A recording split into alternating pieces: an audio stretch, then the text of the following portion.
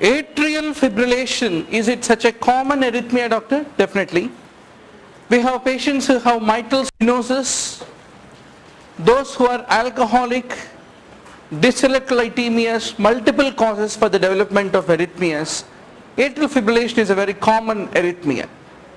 The main problem with the atrial fibrillation is the dilated atrium is a source for the thrombus which can undergo the embolization and can add to the morbidity. That's the reason, doctor, throughout the life they require an anticoagulation, those who are having the atrial fibrillation.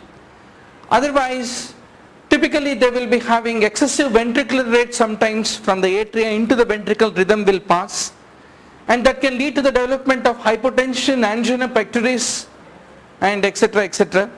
Similarly, there can be an onset of syncope, fatigue, anxiety, palpitation, etc. etc. So how do you treat that? Beta blockers are the wonderful drugs. Digoxin and calcium channel blockers are the various classes of the drugs in order to control the rate is what need to be remembered. Is there any role for the DC cardioversion? Is there any role for DC cardioversion, ventricular fibrillation? Very much. Those who are hemodynamically unstable. Generally that is not the source, that is not the first choice in atrial fibrillation. In the atrial fibrillation, the first choice is to give an antiarrhythmic and try to see in the case of the failure, then the contingency of the DC cardioversion comes into the picture. So chronic anticoagulation is what is required, and now we are all in the modern era of the radio frequency ablation of all those arrhythmogenic electrical pathways in the heart. So what is that procedure basically called? The MACE procedure is that radio frequency ablation of the atrial fibrillation is what need to be remembered. Now if you take a patient of atrial fibrillation, the American Society of Cardiology has prescribed that there are certain subset of clinical population who are especially vulnerable to develop stroke if they happen to have the atrial fibrillation. Who are they?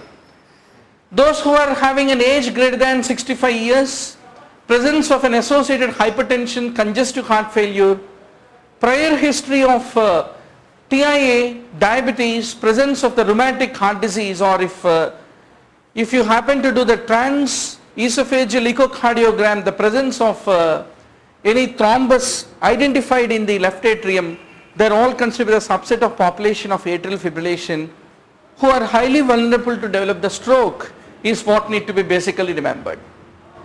Now let us talk about the lactation. What are the important causes for a decreased lactation, which can be a real problem if you are a practicing obstetrician? Infrequent suckling, anxiety, any painful breast lesion, ergots, diuretics, pyridoxine, which are all the strong inhibitors of the prolactin, also can cause the lactational failure to happen. Let us say you have a woman who is having tuberculosis and receiving anti-tubercular therapy, and pari passu you are also giving pyridoxine because she is receiving INH. Pyridoxine can lead to the development of a lactational failure to happen is what need to be remembered. Similarly, uncontrolled diabetes, and if at all she had a very severe postpartum hemorrhage, what will happen, doctor? Pituitary apoplexy, Sheehan syndrome can occur. That also presents itself as lactational failure, one of the important clues for you to identify Sheehan's. Similarly, the presence of the hypothyroidism is another important reason why there can be development of lactational failure. Now let us talk about the tumor lysis syndrome.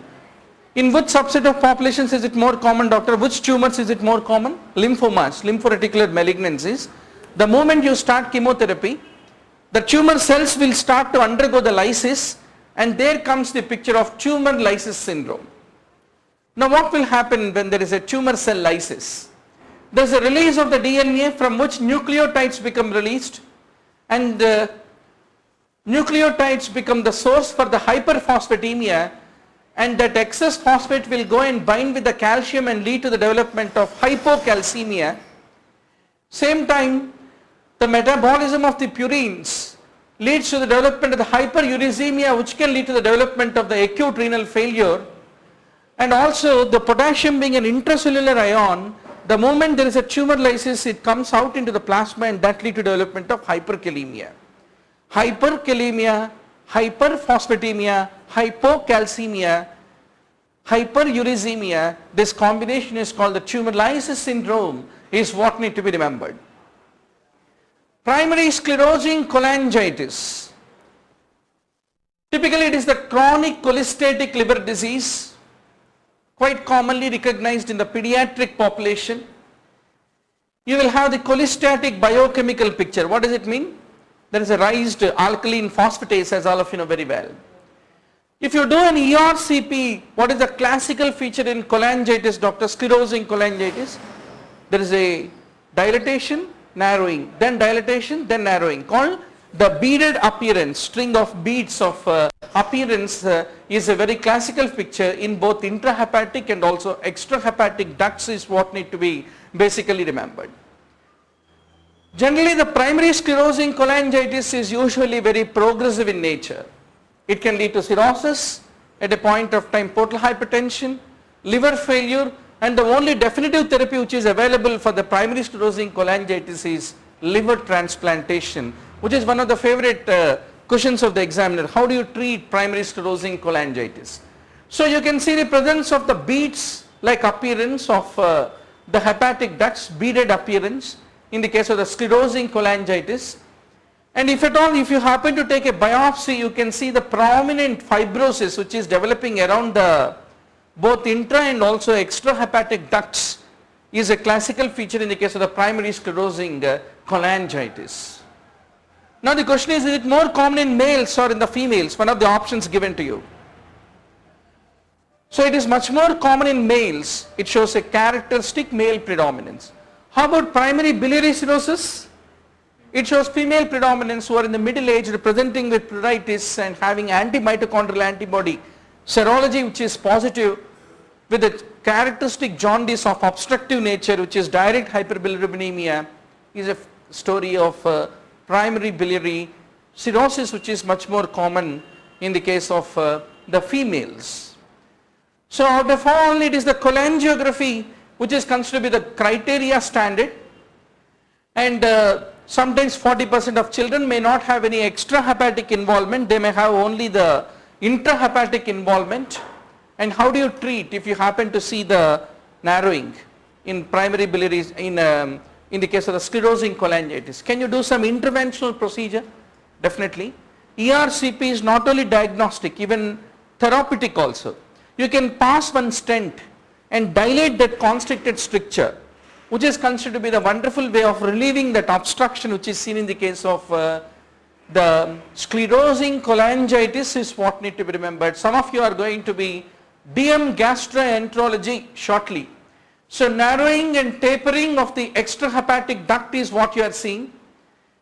Another important feature is you can see that the biliary radicals, they are not coming until the periphery. Normally they should branch and go until periphery. So this kind of loss of their ramifications towards the periphery and a tapering even before reaching periphery is a classical feature of the sclerosing cholangitis on ERCP, and this kind of obliteration of the peripheral biliary radicals is called the pruning radiologically, is another important classical feature. Now let us talk about the Shigella. We are all living in the tropical country and practicing here. We must talk everything about it. Shigella can lead to bacteremia, hemolytic uremic syndrome. One of the causes is the Shigella.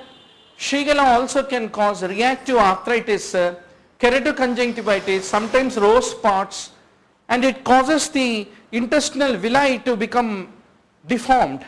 Hence disaccharidase deficiency can be there, and that is the reason they can have lactose intolerance, etc., etc. If at all the child happen to suffer the Shigella dysentery, is what need to be remembered. Now Shigella has a lot of species.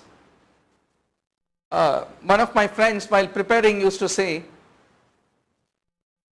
reading everything is a nonsense. You must guess as an examiner what could be a potential question. So naturally 3 species causing 3 different manifestations of Shigella means it can become a potential question. Which species causes which manifestation? Now let us talk about it. Ritus is a reactive arthritis. Shigella flexneri is the species typically associated with the reactive arthritis. Then you have the Shigella dysenteriae, type 1 infection. It can lead to the development of the hemolytic uremic syndrome. And then you have once more the Shigella flexneri, which lead to development of bacillary dysentery. These are all the important things that we need to remember. Now what is Shiga toxin? Typically the Shigella dysenteriae is capable of producing the Shiga toxin, which is very similar to that of the enterohemorrhagic E. coli toxin also of the strain 0157H7. Both of them are very similar to each other, and they lead to the development of the hemorrhagic colitis, both these toxins, and they are also responsible for the hemolytic uremic syndrome to develop, is what you need to basically understand. Quickly tell me, doctor, what is hemolytic uremic syndrome? There is a hemolysis, excellent.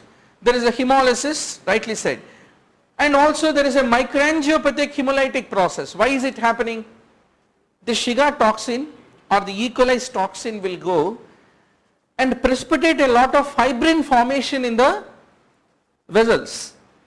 And all those microthrombi formed out of this fibrin will cause the path for the RBC become very narrow, and while RBC is passing through that fibrin clot, it has to squeeze through it, and that lead to development of lysis, which is called the microangiopathic hemolytic process. These fibrin clots which are precipitated by the Shiga toxin or the E. coli toxin will decrease the blood flow to the brain, blood flow to the kidney. Only to the kidney if it happens, then what will happen? Renal failure occur, and we call it as hemolytic uremic syndrome. If it happen to be even an ischemia to the brain because of this fibrin clots precipitated by this Shiga toxin, and there is an ischemia to brain, what will happen? Focal neurological deficits also will appear. Then it is called as thrombotic thrombocytopenic purpura, TTP, which is the other end of the spectrum. So only renal failure, hemolysis is there, thrombocytopenia is there, then we call HUS. In addition to that, we also have fever and neurological deficits also, then you call it as TTP. Both are the two ends of the spectrum is what need to be remembered. As a microbiologist, it is one of the major challenges to differentiate Shigella from that of the Salmonella and the other important species of E. coli. How can we do that? Are there any primary plating media which are very specific and commonly used specially for the Shigella, doctor? Very much. Eosin methylene blue EMB medium, McConkey's agar, and the endo agar, and Hectoin enteric agar and Salmonella Shigella agar. They are the specific media which are specially used in order to grow the Shigella, is what need to be basically remembered. Now let us talk about the small cell cancer. All of you know squamous cell carcinoma, adenocarcinoma, small cell, different varieties. Which are central, doctor? Small cell and squamous are central, adeno is more often peripheral. Now the question comes, a patient comes, by the time he clinically presents only, there are diffuse metastasis. We are talking about which variety? Small cell, very notorious, bad prognosis. The patient comes with hemoptysis, with a cavitating lesion, with hypercalcemia, still it is resectable. It is squamous cell carcinoma. Now the bronchogenic carcinoma patient is having Horner syndrome, ptosis, etc., called the superior sulcus syndrome. It can happen with both the small cell and also the squamous cell is the carry home message here. So SVC syndrome is not the feature found only in the case of the squamous, but also in the case of the small cell. Both of them typically lead to the development of the SVC syndrome, is what need to be remembered.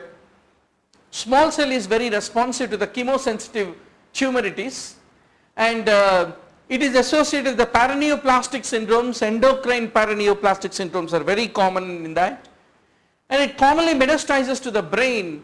That's the reason the rule of the game. Elderly above 60 years comes with the seizures. If she is a female, look for the breast cancer. Male or female, look for the lung cancer is always a very important caveat. So statistically, adeno and squamous, both of them almost have an equal frequency, but nowadays adeno is becoming a little more common. So ACTH, ADH secretion and the atrial natriuretic polypeptide secretion, all these endocrine paraneoplastic syndromes are common with the squamous cell carcinoma and with the small cell carcinoma, and the small cell carcinoma cisplatin etoposide are the two important chemotherapeutic drugs is what need to be remembered. How do you recognize the superior vena cava syndrome? Classical history, 58-year-old, smoker for the past 20 years, hemoptysis is there, quick shortness of breath is there, and he had been paraded to you. He was I still remember, Sarpanch of the village. Sarpanch of the village is like the serpent of the village. So he is the most powerful human being who can dictate anything in the village. So such a powerful individual will be totally drawn to a emaciated individual because of this bronchogenic carcinoma, because being so politically strong, he had been smoking throughout life. So what you are going to do? Put him to the oxygen mask immediately, minimum thing, and then look at the JVP. Typically, if it is a congestive heart failure, it can cause JVP rise. Superior vena cava syndrome also can cause JVP rise, but what is the difference? Non-pulsatile rise of the JVP is a feature. In the case of the superior vena cava syndrome, if you remove the serpent's shirt, then you can find all those engorged veins in the front of his chest because of the obstruction of the superior vena cava. Superior vena cava obstruction can be because of bronchogenic carcinoma. It can also be because of lymphoma. Then why are you very sure about diagnosing either of them? If it is lymphoma, if you give steroids, lymphoma melts like snow if you give the steroids, and the patient will have improvement. Suppose if it is bronchogenic carcinoma, what do you want to do? If you are still having an option of radiotherapy, you can initiate that. And if you are having an interventional radiology lab, you can place a stent in the SVC and can once more reopen it. Either of the ways you can relieve it. So that's the reason, doctor, SVC syndrome can be because of either small cell or even the squamous cell type of the bronchogenic carcinoma, and also it can be because of the lymphoma is what need to be basically remembered. Skeletal metastasis can occur because of the small cell and the large cell cancers. Small cell leads to the development of extensive metastasis, as all of you know very well. Pneumococcal vaccine, why do you want to give that? We require the terminal components of the complement pathway, C5 to C9, in order to produce a membrane attack complex and attack the encapsulated organisms. Anybody who has got a complement system deficiency or immunoglobulin deficiency, which cannot, if there is immunoglobulin deficiency also, complement system won't be activated. In either scenario, membrane attack complex doesn't form. If it doesn't form, capsulated organism infections become more. So that is the reason we need to give any patient greater than 65 years is an indication for pneumococcal vaccination. Pneumococci as a pneumonia and septicemia can be a cause of mortality which we wanted to prevent. Similarly, those who have a CSF leak, diabetes, alcoholism, cirrhosis, chronic renal failure, COPD, and those who are receiving any chemotherapeutic drugs and immunocompromised, and those who have asplenia and nephrotic syndrome people will lose a lot of protein.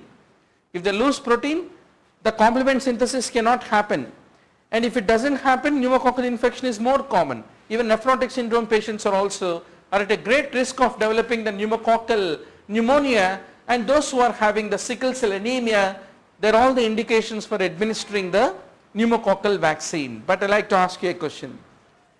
Your patient has got recurrent ITP, which is an indication for splenectomy. You want to give pneumococcal vaccine before splenectomy or after splenectomy? Before splenectomy, because spleen is required for mounting the immunological memory, then you knock out the spleen. So it is not after the splenectomy is what has to be remembered. Let us talk about PML. What does it stand for? It is the progressive multifocal leukoencephalopathy is the other name given. Give me a clinical scenario where we talk about PML, doctor. A HIV positive individual suddenly has got a severe headache. When he has got a severe headache, what do you think? Possibility number one, first of all, you have to rule out all common causes of headache, because I still remember over evaluating a patient of migraine with HIV positivity. Migraine can happen anytime, right? So we must take a history, cluster headache, migraine headache, tension headache.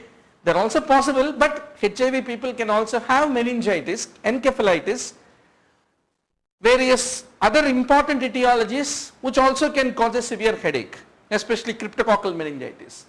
So a HIV positive person, severe headache is there, and the wife says that, doctor, my husband is forgetting everything in the recent past. So slowly evolving dementia is coming up.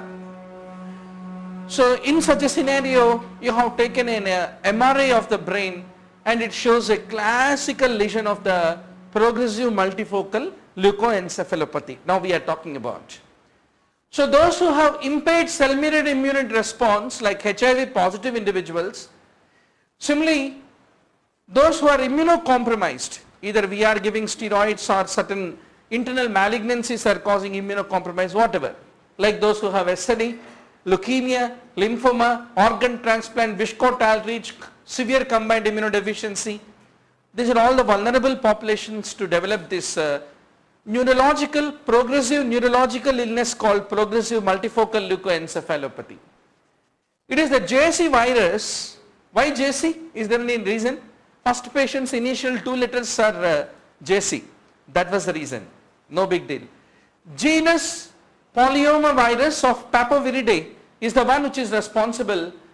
There are 3 classical histological features if you do the brain biopsy in a case of the progressive multifocal leukoencephalopathy. Number 1, it leads to demyelination. There are enlarged nuclei in the oligodendrocytes and the astrocytes are bizarre. Classically 3 histological features of the PML. And whatever that demyelination, it is multifocal in nature in the case of the PML. So multifocal demyelination, hyperchromatic enlarged oligodendrocytes and the bizarre astrocytes which are having a lobulated hyperchromatic nuclei, they are the 3 classical histological features. Now if you take the T2 weighted MRI in this HIV positive individual, you can see that there is a hyperintense lesion in the left frontoparietal area, in the subcortical, in the periventricular white matter, which is one of the classical features of the progressive multifocal leukoencephalopathy. How do you know that it is a T2 weighted image, doctor? You can see the CSF is white. That's a simple clue. T1 weighted image, CSF typically is black. The other day, suddenly I met one of my students who is a MD radiology. So MD radiology is like the top of the world. So she was sitting along with me in the neuroradiology. She was saying, I still remember you telling us white is T2 and black is T1. I mean, at least we are not well taught in MBBS. So at least somehow or the other way we have to develop some clues. So some of you become much higher, bigger super specialists than what I am, doctor. With only general medicine I am holding. You become DM cardiology. One day we will be sitting, while you are a DM neurologist, that day you will be telling me, you told me that day T2 is white and T1 is black. I really love to enjoy that day. So contrast enhanced T1 weighted MRI also shows there is a hypointense lesion subcortically in the left frontoparietal area, is another important classical lesion. Now doctor, in MRI T1 and T2 are the 2 ways we look at it. Third is called a FLAIR image.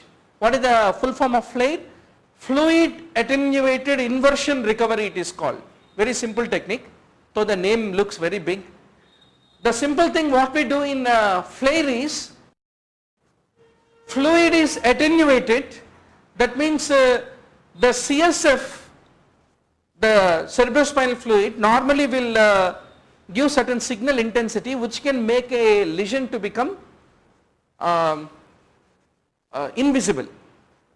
take out the influence of the CSF's effect on the lesion. So you bring it down. That's the reason it's called fluid attenuated. Then the lesion become prominent. So generally if you want to look at any parenchymal lesions of the brain which are otherwise not visible on the regular MRI, take a FLAIR image which will cause the attenuation of the fluid influence of the CSF and make the parenchymal lesion to become quite prominent. So that's the reason, doctor, you can see the improved contrast of this lesion of the demyelination which is diffuse because of the progressive multifocal leukoencephalopathy, and this is the non-enhanced CT. Sometimes CT also can pick up, but that is not the investigation of choice. MRI is always. You can see a hyperattenuating lesion of the subcortical white matter, and classically it is the parietal and occipital areas which show the signs of the demyelination at the grey matter white matter border. That is the classical location of the finding of the PML lesions. So there is a progressive focal neurological deficit, weakness and disturbance of speech, and headache is one of the common presenting feature, and MRI is the most important diagnostic test is what you need to basically understand.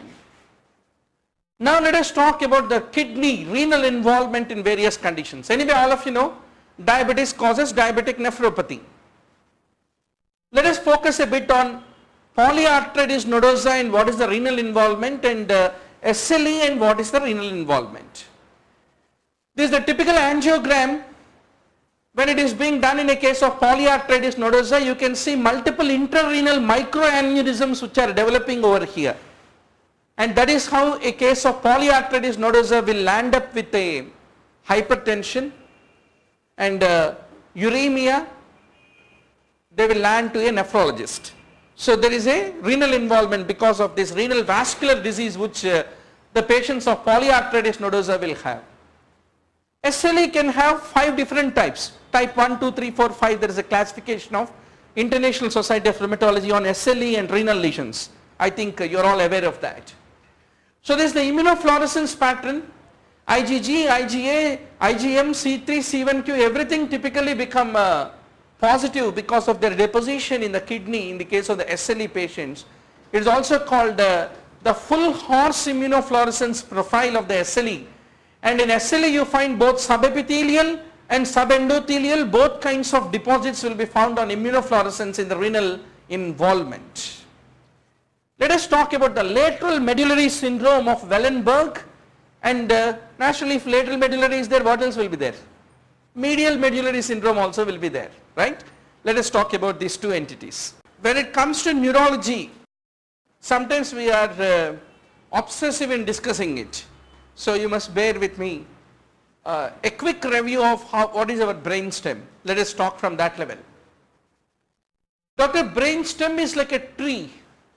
It has got a root which is medulla, then comes the pons, and then comes the midbrain.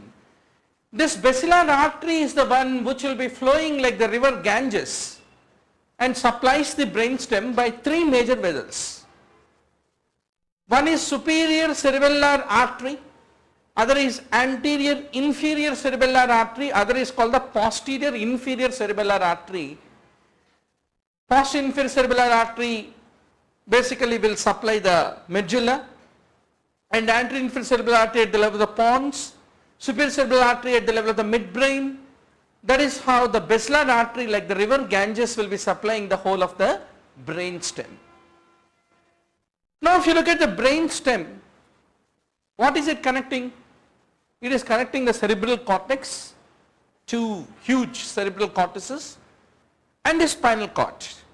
Between the two it is standing, and then it is basically acting like a conduit for the pathways. You have some long tracts which are passing through the brainstem. What are they? One is the pyramidal tract, cortico-spinal tract, which is connecting the pyramidal cells of the beds and the anterhorn cells in the spinal cord. This cortico-spinal pathway is passing through the brainstem. Second, you have the spinothalamic tract, which is basically the pain and temperature transmitting pathway, which is the long pathway. You have 2 types. One is called the tract of trigeminal, which is bringing the pain and temperature from the face, and the regular lateral spinothalamic tract, which is bringing the pain and temperature from the body. Both of them are passing through the brainstem towards the brain, towards the sensory cortex. Then you have the posterior columns, the dorsal, cuneatus and gracile tract, which are bringing the vibration and position sense. They are also passing through the brainstem. Now, let us look where are these things are located. If you take a cut section of medulla, let us say, you have the typical pyramids. Pyramids are the area where the corticospinal pathway will undergo a decussation towards the contralateral side. So you have the two pyramids. Tell me, doctor, pyramids are more towards medial part of the medulla, or are they towards the lateral part of the medulla? At least by looking at this cut section of the medulla. It's looking like medial, right? Let us see. Will the pyramidal pathway involvement comes in the medial medullary or in the lateral medullary? Okay. Now, pyramids are the place where there is a decussation towards the contralateral side. Then you have the spinothalamic tract, which is typical in the lateral position of the brainstem, where the ascending pathways are of pain and temperature are passing. Is it there in the lateral or medial? It's more on the lateral. Very good. Then you have the posterior columns, the nucleus ambiguous and gracile nucleus. Now tell me, doctor, is this nucleus ambiguous, gracile and other pathway, where is it located? In this section, is it visible? Okay. Is the posterior column is towards the medial or towards the lateral side? We will examine depending on in which syndrome is it involved. So that is all the story about the long tracts. Let us talk about the cranial nerve nuclei. If you take the midbrain, you have the third, fourth, two major cranial nerve nuclei in the midbrain, and also the fifth cranial nerve's mesencephalic nucleus, that is also located in the midbrain. Then in the pons, you have the upper pons, caudal pons, the pons towards the medulla. So the sixth and seventh cranial nerves are towards the caudal pons, and the upper half of the pons you have the fifth cranial nerve's main nucleus located. Then you have the pontomedullary junction, that is the point where the eighth cranial nerve is located, and in the medulla what is located? The remaining cranial nerves are located, that is the descending tract of fifth, nucleus ambiguous, nucleus tractus solitarius, and the motor cranial nerve nuclei 10 and 12, all of them. Then in the cervical part of our cord, cranial nerve 11th nucleus is located. What is the importance of the nucleus tractus solitarius, doctor? It is a common nucleus for three nerves. What are they? You need to remember, N for nucleus, N for ninth. Tractus T, T for 10, S for solitarius, S for 7. 7th, 9th, 10th. For these three, nucleus tractus solitarius is a common nucleus. Then you will ask me a question. Sir, the 7th cranial nerve nuclei, you are saying it is there in the pons. Now, what is this nucleus tractus solitarius which is located in the medulla? Naturally, cranial nerve has got a sensory component and a motor component.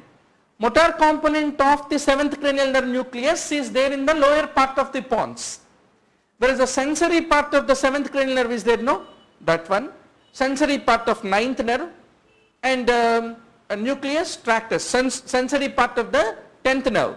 All of them are incorporated into one single nucleus called the nucleus tractus solitarius, which is located in the medulla, is what need to be basically remembered. Now, what is the rule of localization in the neurology? Very simple. If you know what are the long tracts passing to the brainstem and what are the cranial nerve nuclei in the brainstem, naturally you will look, 7th nerve is paralyzed. Then at what level of the brainstem is the lesion located? Pons. If the 9th nerve motor component is gone, think about medulla. If the 3rd nerve is gone, think of midbrain. Once more. Is the lesion is ipsilateral to the side of the lesion of cranial nerve nucleus? Is it contralateral? That is the very important question that comes. Except for the trochlear nucleus, which typically crosses and innervates the contralateral superior oblique, all the cranial nerves by principle will innervate the ipsilateral muscles. So that is the reason, doctor, if at all I am having my 7th nerve palsy features on my right side, naturally my brainstem nucleus on my right 7th cranial nerve nucleus only got affected at the pontine level. The only exception is if my superior oblique is gone on my right side, then my left side midbrain's superior oblique is my trochlear, 3rd, 4th, right? So the midbrain of my left side is involved if my right superior oblique is gone, because trochlear is the only exception which is contralateral. Otherwise all the cranial nerves are typically ipsilateral in nature. Now how about the long tracts? Long tracts are typically crossed. So that is the reason, doctor, if the pain and temperature are gone on my right side, typically what will you expect? Probably my brainstem on the left side is the one which got affected. If my pyramidal tract features are appearing on my right side, then probably my left side, while my pyramidal tract is passing through the brainstem, probably there is some lesion. So that is what you have to basically expect. Now let us talk about, let us take few examples. You can see this is the 3rd cranial nerve nucleus, you can see this is the 4th cranial, and this is the 6th cranial nerve nucleus. Okay. Now this 3rd cranial nerve nucleus typically is going and causing an innervation of which extraocular muscles? The same side extraocular muscle, medial rectus, it is going and innervating. Now you take the 6th cranial nerve nucleus, it is going and innervating the same sides lateral rectus. But the only exception is if you take the trochlear, it won't go and innervate the same side superior oblique, rather it will go and innervate the opposite side superior oblique. That is what need to be basically understood. Now what do you mean by medial longitudinal fasciculus? You heard of this tract. It is the one which is connecting the 3rd cranial nerve and the 6th cranial nerve. Of which side? Opposite side. So the 3rd cranial nerve nucleus, which is located in the midbrain on my right side, and the 6th cranial nerve nucleus, which is located in pons of my left side, they both are connected by the medial longitudinal fasciculus. Suppose if my medial longitudinal fasciculus is having a lesion, when will it have a lesion? If there is any ischemia, at what level? Not at medulla level. Between the midbrain and the pons level, if there is any lesion, then my MLF is gone. Why should a lesion should go and specifically affect between midbrain and pons only? Suppose if I have multiple sclerosis, there is a demyelination, and the demyelinating plaque has gone and sit between my midbrain and my pons and causing the lesion of this medial longitudinal fasciculus. Then what will happen? If you ask my 3rd nerve to function, it will function independently. If you ask my right side eye to undergo a medial, if you ask me to look centrally, both my eyes will deviate centrally. If you ask my left eye's abducens to look laterally, it will look laterally, independently. But if you ask me to look conjugately, that is my right side eye must undergo adduction, left side should undergo abduction, means it can't happen. It is typical Indian culture. We are great as individuals but not as a team, because our egos are very high sometimes. So that is what happens with the medial longitudinal fasciculus. Common question in the ward rounds is, how do you say that it is not oculomotor nerve palsy, and how can you say that it is definitely a medial longitudinal fasciculus problem? If it is my oculomotor nucleus palsy, if you ask me to look centrally, both my eyes cannot converge. My eye, if it is the nucleus of oculomotor palsy. But if it is a medial longitudinal fasciculus problem, if you look towards the center and both eyes are asked to converge, they can. But when my other eye is undergoing abduction and you ask a conjugate movement to happen, that requires a coordination between my abducens of that eye and the what you call oculomotor of this eye, which cannot happen. So that is how you elicit clinically that it is either the problem at the oculomotor nerve nucleus level or at the level of the medial longitudinal fasciculus. So you can see the oculomotor nerve here, which is located in the midbrain. How do you recognize midbrain on a cut section, doctor? You have to look for other things, red nucleus, substantia nigra, cerebral peduncles, etc., are in a very close proximity in the midbrain section. Now let us come to our story. Lateral medullary syndrome, which is also called the Wallenberg syndrome, which is because of the posterior inferior cerebellar arteries occlusion, then how does it clinically present itself? Typically, there are some features which occur ipsilaterally, some features which occur contralaterally. Now let us look at them. The lateral spinothalamic tract is lateral. So that is the reason it gets definitely affected. But if my lateral spinothalamic tract got affected, which side pain and temperature are lost? Contralateral side. So there is a reason contralateral deficit in pain and temperature sensation will be typically be present.